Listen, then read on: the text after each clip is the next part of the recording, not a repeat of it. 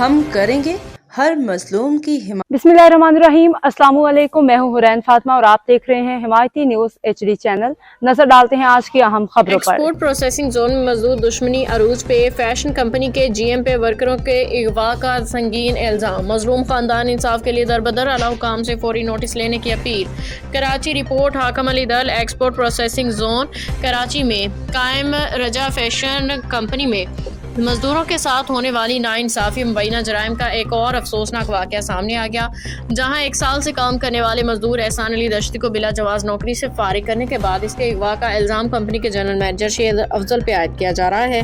तफसीलात के मुताबिक सिंगार अली वल्द हुसैन बख्श सकना कासम टाउन सेक्टर भैंस कॉलोनी लाडनी कराची ने रोजनामा हमायती न्यूज़ से गुफ्तगू करते हुए बताया कि उनका भाई एहसान अली दश्ती उम्र 36 साल गुज़श्ता 1 साल से एक्सपोर्ट प्रोसेसिंग जोन के अंदर वाक़ रजा फाउंडेशन कंपनी में मुलाजिमत कर रहा था, जहां बगैर किसी तहरीर नोटिस चौकोज या कानूनी कार्रवाई से इसे नौकरी से निकाल दिया गया। सिंगार अली के मुताबिक जब उनके भाई ने अपने कानूनी वाजिबात और बकायाजात का मुतालबा किया तो कंपनी की GM शेर अफजल मुसलसल टाल मटोल से काम लेता रहा। मुतासिरा खानदान का इल्ज़ाम है कि 1 माह कबल कंपनी के बाहर जनरल मैनेजर शेर अफजल नामनो अफराद के हमरा आया था। असलिया के जोर पर एहसान अली दश्ती को जान से मारने की, नरगायब करवाने की संगीन धमकियाँ। दरखास्त गुजार के मुताबिक धमकियों के बाद गुज़िश्ता 3 दिन से एहसान अली दश्ती लापता है, जिसका कोई सुराग नहीं मिल रहा, जबकि अहले खाना को खदशा है कि इसे मुबैना तौर पे अगवा करवाया गया है।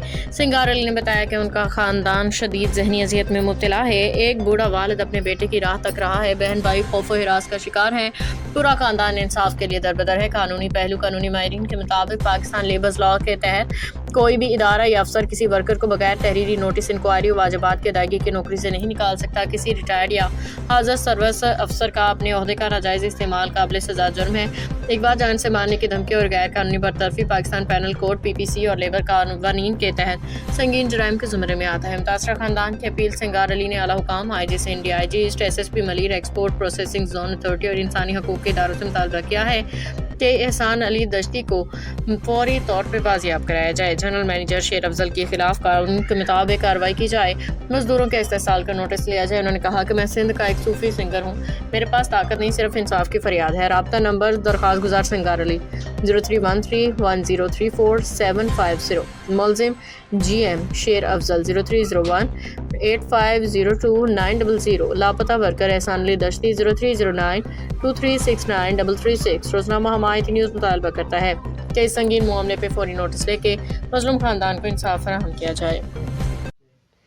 जी, मैं हूँ हाकिम अली दल। आप देख रहे हैं हिमायती न्यूज़। हमेशा हिमायत करता रहा, मजलूम की आवाज़ उठाता रहा। आज मैं मौजूद हूँ डिस्ट्रिक्ट जिला मलिर भैंस कॉलोनी रोड नंबर 2 पर कासम टाउन के अंदर है। वो आपको मैं आगाह करता हुआ चलूँ, एक अफसोसनाक खबर है। 3 जनवरी 2026 को यहाँ का रिहायशी है सिंगार अली दश्ती साहब का भाई जो है फैक्ट्री में काम करता था, तो गायब हो गया है यहाँ से। तो उसने एहतजाज भी किया, अपीलें भी की हुई हैं, मगर अभी तक इसका भाई वाजियाब नहीं हुआ है। तो हमारे साथ मौजूद है, ज़्यादा राय उससे लेते तो उसका क्या। जी अच्छा, छा नालो आहे? हाकिम भाई, मुंहिंजो नालो आहे सिंगार अली दश्ती। जी, मुंहिंजो भाउ 3 तारीख़ खां गुम आहे। हुनजे लाइ मां प्रेस क्लब ते बि वियो आहियां ऐं थाणे ते बि वियो आहियां, जाॾे काॾे ॻोल्हियो आहे, अॼु ताईं हुनजो को ॾस पतो कोन्हे।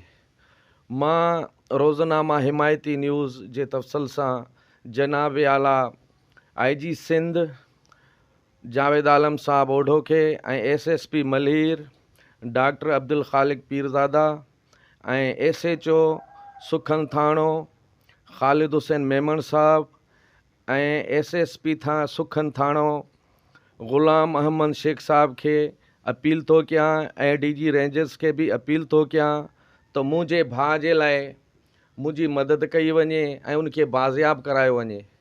हुनजो मसइलो हुयो रीजा फैशन ज़ोन में कंपनी आहे, हुनखे बग़ैर कंहिं मसइले जे लाइ उनखे कढियो वियो। हू चवंदो रहियो त बाबा मुंहिंजो को मसइलो ॿुधायो, अगरि मूंखे तव्हां कढियो आहे त मुंहिंजूं पघारूं आहिनि, बोनस आहे, जेके मुंहिंजो हिसाब किताब आहे मूंखे ॾिनो वञे।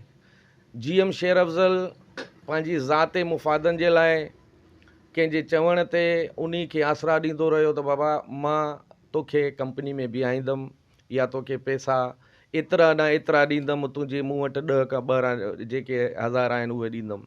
हुन चयो बाबा मुंहिंजो मसइलो ईअं न आहे, तो आसरो ॾिठो हुयो शेर अफ़ज़ल गाॾी मां लही करे पिस्टल कढी मुंहिंजे भाउ ते चेंबर कई ऐं उनखे चयईं त अॼु खां पोइ पैसनि जो नालो वतई या मूं ॾे आए कंपनी जे गेट ते आए त मां तोखे गुम कराए छॾंदुमि, हीउ कराची शहर छॾाए छॾींदुमि। इहे धमकियूं ॾेई हलियो वियो। 3 तारीख़ इन 4 तारीख़ FIR कराई, 3 या 4 तारीख़ FIR कराई। FIR खां पोइ मुंहिंजो भाउ गुम थी वियो। अॼु ताईं, अॼु 18 तारीख़ आहे, हुनजो को ॾस पतो बि कोन्हे। हर जॻह ते रुलियासीं। मुंहिंजी अपील आहे सिंधवासियुनि खे, मां बि हिकु सिंधी आहियां, ही कराची असांजी सिंध आहे, ही असांजी आहे, असां हिन सिंध जा वारिस आहियूं ऐं असांजी हिन सिंध में असांजा ई माण्हू खंबिया ग़ाइब कया था वञनि। ही गुंडागर्दी आहे, ही ज़बरदस्ती आहे शेर अफ़ज़ल जी। हाणे तव्हां ॿुधायो त मूंखे छा करणु खपे? मुंहिंजो त इहो अर्ज़ु आहे, मूं अर्ज़ु रखियो आहे त मुंहिंजो भाउ बाज़ियाब करायो वञे। घणा ॾींहं थी चुका आहिनि साल में? साईं 3 तारीख़ खां मुंहिंजो भाउ गुम आहे। अॼु 18 तारीख़ आहे, तव्हां सम्झो था 12-13 ॾींहं थी विया आहिनि। 14 कॾहिं तव्हां थाणे में वञण जी कोशिशि कई? बिल्कुलु वियासीं, थाणे ते वियासीं। असां बि FIR कराइण वियासीं त साईं असांजी FIR कयो, त असांजी FIR कोन थी। FIR दर्ज कोन पई थिए? बिल्कुलु कोन पई थिए। छा चयो SHO तव्हांखे?